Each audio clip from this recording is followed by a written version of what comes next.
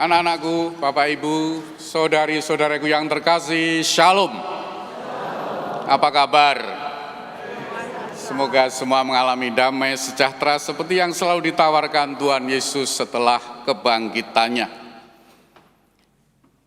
Pernahkah Anda merasa sangat lelah? Bukan hanya secara fisik, tetapi secara batin.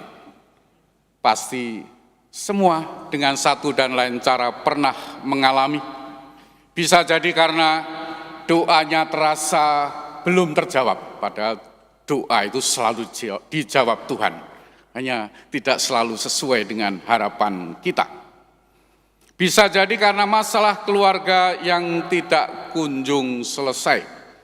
Bisa jadi karena merasa kehilangan seseorang dengan cara yang sangat mendalam, emosional kalau kehilangan anggota keluarga yang wafat ya. Kurang lebih seperti itu yang dialami juga oleh para murid Emmaus yang menuju ke Emmaus. Kisah yang kita dengarkan dalam Injil tadi menunjukkan kepada kita tentang kasih setia Tuhan. Kalau secara aktif kita bisa membacakan Tuhan yang mengasihi kita dengan setia, juga di dalam kelelahan, di dalam kesunyian, kesepian, kesedihan atau duka cita yang mendalam, seperti yang Anda alami. Marilah kita renungkan kasih setia Tuhan di dalam Injil hari ini. Yang pertama, Tuhan hadir di tengah-tengah keputusasaan, kelelahan, kesepian, duka cita seperti yang dialami para murid. Dua murid itu berjalan meninggalkan Yerusalem, dikatakan dalam Injil dengan wajah yang muram. Bagi mereka seolah-olah semuanya sudah berakhir. Mereka berharap Tuhan menjadi Mesias atau Kristus yang menyelamatkan mereka dari penindasan, dari penjajahan, menjadi raja duniawi, bahkan beberapa mengharapkan ya. Menariknya Tuhan Yesus datang menghampiri para murid justru saat mereka sedang berjalan. Sedang berjalan, artinya di tempat-tempat yang berdebu, sedang beradu argumen atau bertukar pikiran, tetapi dengan suasana yang sedih. Tuhan Yesus tidak menunggu para murid dan kita semua untuk dijumpai di dalam sinagoge atau bait Allah, tidak menunggu ketemu kita di gereja atau tempat-tempat suci saja. Tuhan Yesus menemani para murid dan kita semua di jalanan kehidupan kita, juga kalau sedang berdebu, sedang kotor. Kasih setia Tuhan atau Tuhan yang mengasihi dengan setia itu bisa diumpamakan seperti seorang ibu. Seperti ibu-ibu kita yang tetap duduk di samping anaknya yang mungkin sedang tantrum, sedang mogok makan. Sang ibu tidak marah-marah, ia hanya diam di sana menunggu sampai anak tenang. Tuhan pun begitu saat kita merasa jauh dari Tuhan, Dia justru sedang berada bersama kita. Kita disertai Tuhan senantiasa, walaupun kita tidak mengenali, walaupun kita tidak menyadari. Kita diundang untuk semakin merasakan, mengalami, menyadari kehadiran Tuhan di dalam situasi kelelahan, kesepian, kesedihan, duka cita kita yang mendalam. Yang kedua, kita dengarkan tadi Tuhan yang sabar mendengarkan keluh kesah kita. Keluh kisah para murid yang berjalan menuju Emmaus. Tuhan Yesus tidak langsung memarahi para murid dalam perjalanan menuju Emmaus. Kalau Tuhan Yesus bilang, kamu bodoh atau kok kurang cepat percaya. Bayangkan Tuhan itu mengatakan itu dengan senyum ya. bukan dengan marah. Dia bertanya, apa yang kamu percakapkan di tengah jalan? Padahal Tuhan Yesus Maha tahu. Dia sudah tahu apa yang dipercakapkan, apa yang ada di dalam hati mereka. Mengapa Tuhan bertanya? Tuhan Yesus yang setia ingin supaya para murid kita semua tidak sungkan untuk menumpahkan segala unek-unek kita. Dan itulah doa ya. Berdoa itu bercakap-cakap dengan Tuhan, juga menampakkan unek-unek kita, kekesalan kita, pertanyaan mendasar atau eksistensial dalam diri kita. Karena Tuhan kita bukan Tuhan yang mudah tersinggung. Kasih setianya memberi kita ruang untuk jujur di hadapan Tuhan. Kita boleh mengeluh, boleh menangis, boleh bertanya, kenapa Tuhan? Karena kadang-kadang penyembuhan, penyadaran akan kehadiran Tuhan butuh waktu. Dan itulah saatnya kita tetap bercakap-cakap dengan Tuhan.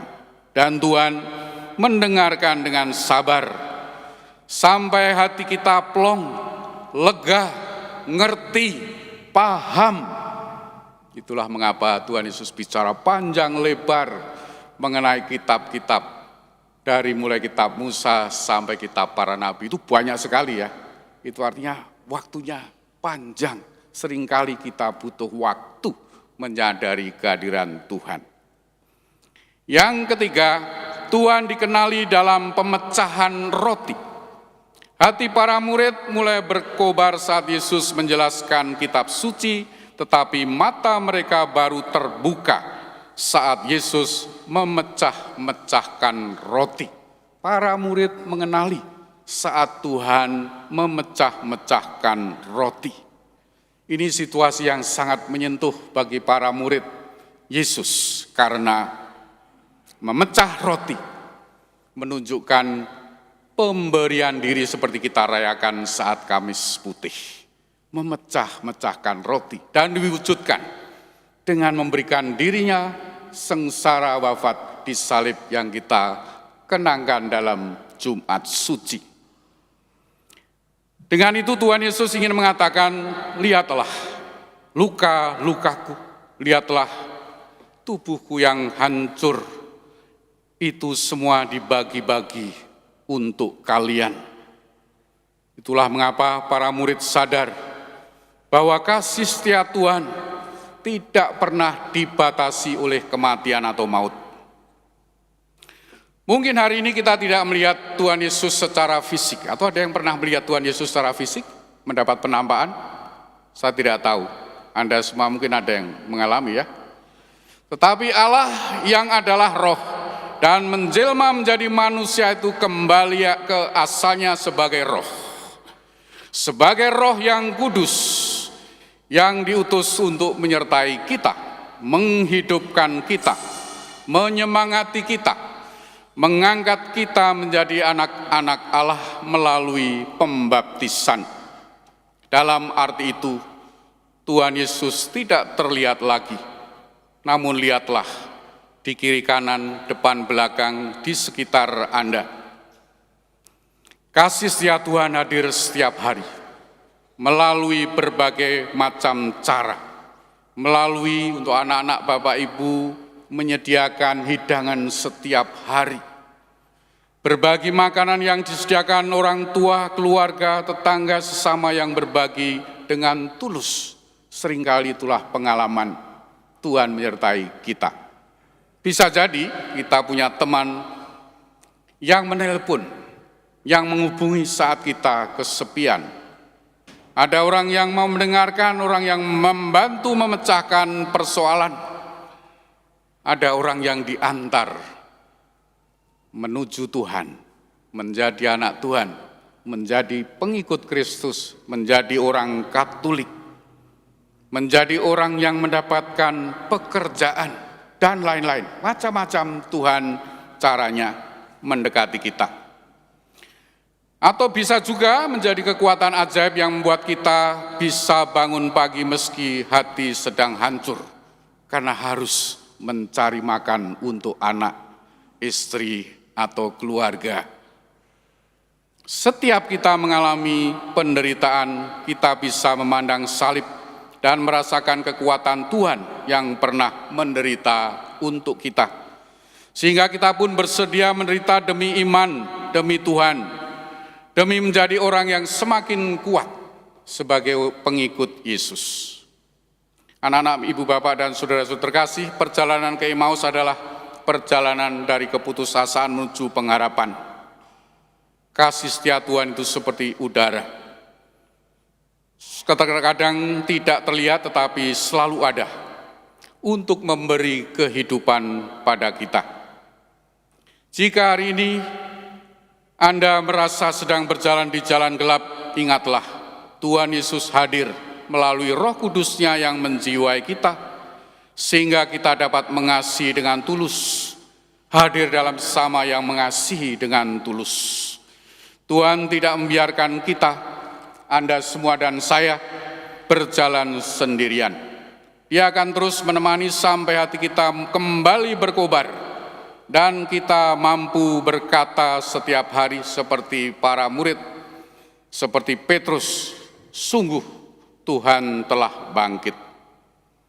Kebangkitan Tuhan berbuah dalam semangat hidup kita dalam Roh Kudus, juga dalam Roh Kudus yang membuat ekaristi bagi kita, tanda penyertaan Tuhan yang bisa disentuh, diraba, dirasakan, dimakan, menyatukan kita dengan Tuhan sendiri yang setia. Maka dengan keyakinan itu, marilah kita lanjutkan perayaan ekaristi kita, perayaan akan kasih setia Tuhan, perayaan akan Tuhan yang mengasihi dengan setia bahkan dengan sengsara wafat dan kebangkitannya. Itulah artinya memecah-mecah roti.